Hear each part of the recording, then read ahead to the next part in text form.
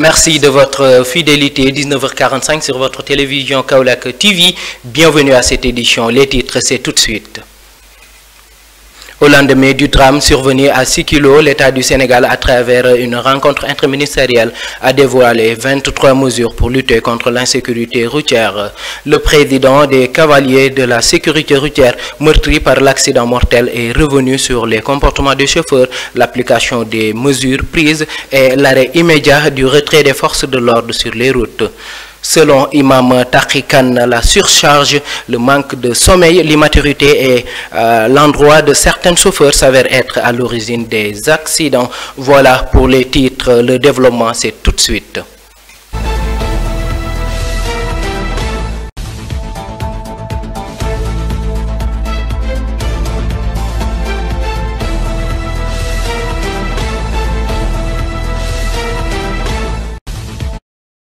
Rebonsoir à toutes et à toutes. Un journal que nous ouvrons avec les 23 mesures prises par le gouvernement pour lutter contre l'insécurité routière. Plus de détails avec Pende Diallo. Du 8 à 6 kg, 6 km de Kaffrine la nuit du samedi dimanche a poussé le président de la République à tenir une rencontre interministérielle pour prendre 23 mesures sur l'insécurité routière. Parmi ces 23, on peut citer le ministère des Forces armées en relation avec le ministère de l'Intérieur et le ministère des Charges de Transport de soumettre au gouvernement dans un délai de 15 jours un projet de décret portant sur la mise en place d'une structure autonome multisectorielle dirigée par un officier supérieur sous l'autorité du ministre des Transports et chargé de l'application rigoureuse de dispositions du code de la route.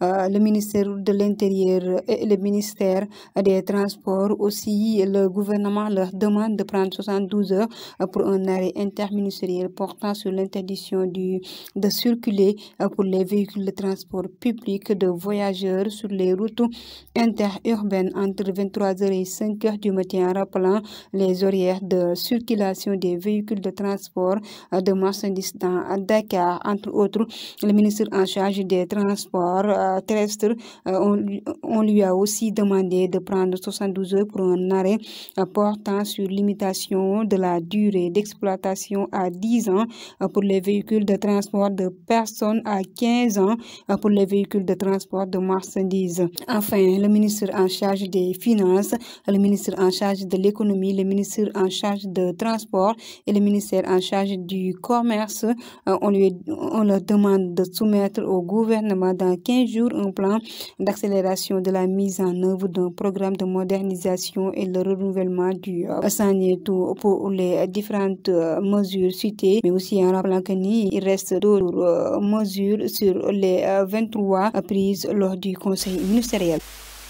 Comme annoncé tout à l'heure sur les titres, le président des cavaliers de la sécurité routière, Cheikh Ahmed Tidiane Sarr, meurtri par l'accident mortel, est revenu sur le comportement des chauffeurs, sur l'application des mesures prises et l'arrêt immédiat des retraits des forces de l'ordre sur les routes. Propos recueillis par Pape Maïssé Diop. La situation elle est déplorable. Nous, cavaliers de la sécurité routière du Sénégal, on est toujours habitués à lancer des messages. Ces messages, nous n'avons pas le monopole de la décision. Nous avons seulement le monopole de la communication, de l'information et de la communication. Il revient à l'État du Sénégal, garant de la sécurité et de la protection des personnes, de prendre ses responsabilités. Si ces responsabilités ne sont pas prises, alors qu'on nous parle de l'émergence d'ici 2035, si cette émergence se réalise et que les populations continuent à mourir, cette émergence n'aurait plus de sens. Donc on demande à l'État, de manière rapide, urgente, de procéder à l'application sans branlon, sans amitié, sans courtoisie de ces 23 mesures qui sont, je vous dis et je le rappelle, qui sont très salutaires et qui sont au bénéfice véritablement de la sécurité routière. Oui, ce délai, on nous parle de 3 jours pour les arrêter, mais également du décret d'application. Chaque loi est suivie par un décret d'application qui doit être signé par le président de la République. Alors on dit dans 15 jours. D'accord, dans 15 jours, et que les véhicules continuent à surcharger, ces véhicules continuent également à rouler, nous demandons à l'État d'accélérer, de prendre ces décisions de manière fast-track. Par rapport à la Covid, on n'a pas de fast-track. Par rapport à la gestion de plusieurs cas, on n'a pas de fast-track. Pourquoi par rapport à ce cas, on n'a pas de fast-track? Donc le fast-track est demandé les demander pour la sécurité des personnes ainsi que leurs biens. Et ce facteur sera contribuer non seulement parce que l'État perd 200 milliards chaque année sur les accidents de la route au Sénégal. C'est inquiétant, c'est aberrant, les gens continuent à mourir. Comment vous pouvez imaginer un pays en perpétuelle émergence, 1000 morts par an? Ça, c'est déplorable. Donc nous demandons à M. le Président Macky Sall de ne pas céder à la pression, de ne pas céder à certaines pratiques moins catholiques, c'est-à-dire le service Yamaner. Il faut éviter le service Yamaner et appliquer de manière urgente. Et nous pensons que chaque décision qui allant dans le sens de l'intérêt commun n'arrange pas certains. Et ceux qui n'arrangent pas, ils ne représentent que 1% de la population sénégalaise. Donc nous demandons à M. le Président de la République, ainsi qu'à l'ensemble des ministères impliqués dans ce domaine, de prendre de manière urgente et rapide ces décisions, mais également de les appliquer. Et nous exigeons encore une fois de la part de l'État le retour immédiat des forces de défense et de sécurité. Ces derniers doivent retrouver la route et également l'installation des caméras de surveillance. Sur la route, nous étions, sur la route, nous restons. Cette fois-ci, ce sera avec Imam Takhikan, président des imams et oulémas de Kaolack, qui n'a pas raté l'occasion de pointer du doigt les chauffeurs, mais aussi appelle le gouvernement à appliquer les mesures qu'ils ont prises lors de cette rencontre interministérielle. Ces propos ont été exprimés dans le micro de Kaolack TV.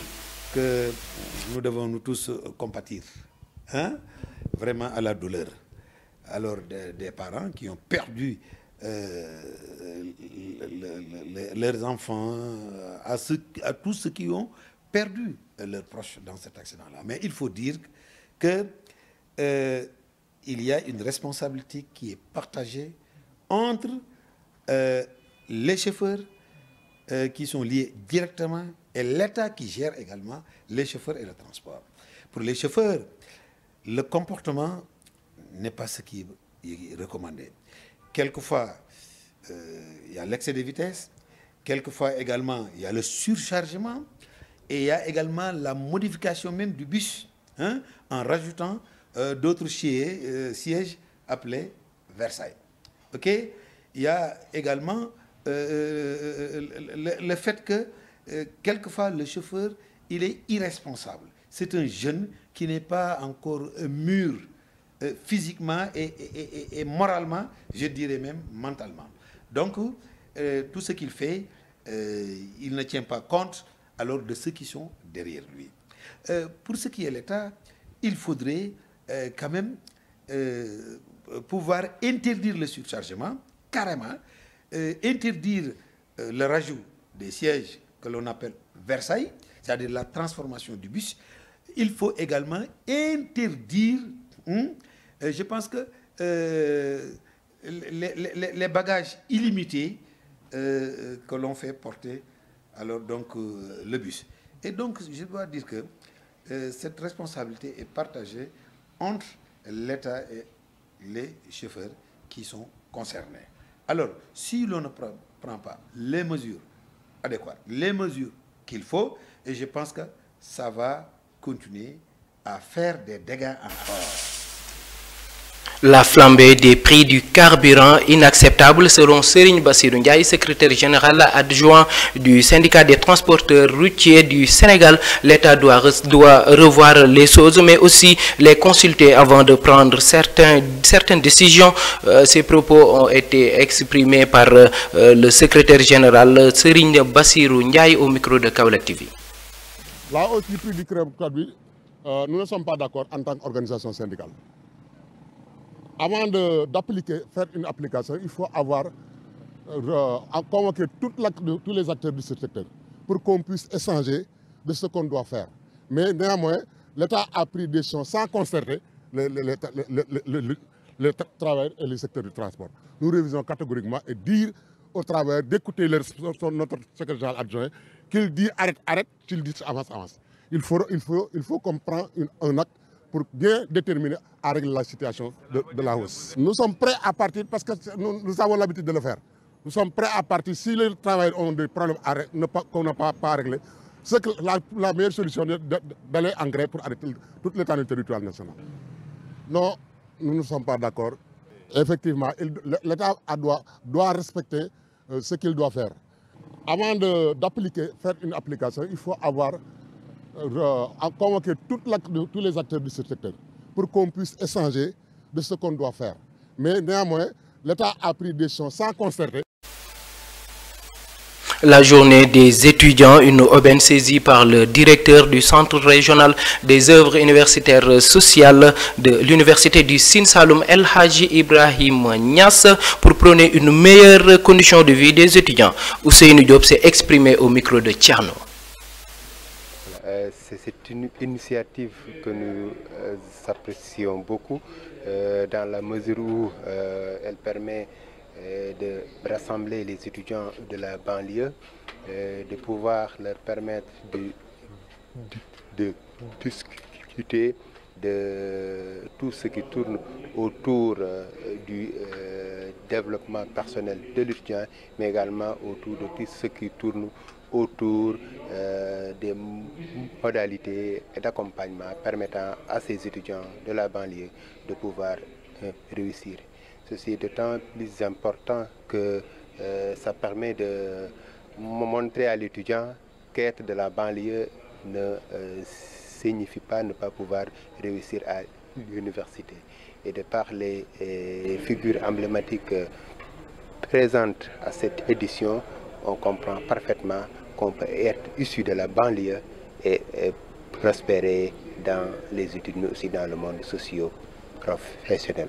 Donc pour moi, ça a été, pour moi, c'était très important le fait d'assister et de pouvoir encadrer, mais aussi de servir de référence à ces jeunes étudiants qui constituent l'avenir de demain.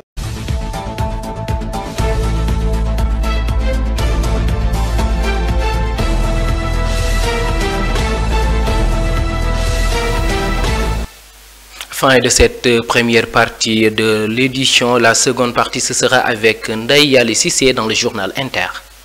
Démarrons l'actualité internationale par les 5 millions d'enfants de moins de 5 ans morts en 2021 dans le monde. Les chiffres sont alarmants. Si les jeunes enfants nés d'aujourd'hui ont de meilleures chances de survivre qu'en 1990, les inégalités persistent et le nombre de décès est encore beaucoup trop important si l'on considère l'état des connaissances disponibles, signale un rapport de l'ONU publié ce 10 janvier. Poursuivons l'actualité internationale au Bénin. Les Béninois attendent les résultats des élections législatives qui se sont tenues dimanche pour élire les 109 députés de la future Assemblée nationale. Cette partie était en lice. La Sénat n'a pas encore annoncé de résultats ni de taux de participation. Les organisations de la société civile ont déployé 714 observateurs sur le terrain dimanche. Elles ont rendu hier leurs observations. En Guinée, le procès du massacre du 28 septembre 2009 a repris ce lundi 9 janvier 2023, selon qui dirigeait la junte à l'époque, Moussa Dadis Camara, a persisté dans sa ligne de défense. Ce jour-là, il n'a donné qu'aucune instruction à ses troupes pour réprimer la manifestation de l'opposition. Et puis, bouclons l'actualité internationale au Pologne. La Pologne veut continuer à envoyer du matériel militaire à son voisin ukrainien. Cette fois-ci, Varsovie a évoqué son souhait d'envoyer ses chars Léopard, des blindés modernes qui, selon ceux qui analysent le conflit, pourraient permettre à l'Ukraine de prendre le dessus sur l'armée russe. Mais pour cela, il faut l'accord de l'Allemagne. Merci, c'était tout pour l'actualité hors de nos frontières. Fin de cette édition. Merci de nous avoir suivis. Restez scotchés, je dirais même, sur les programmes de votre télé préférée, Kaolack TV.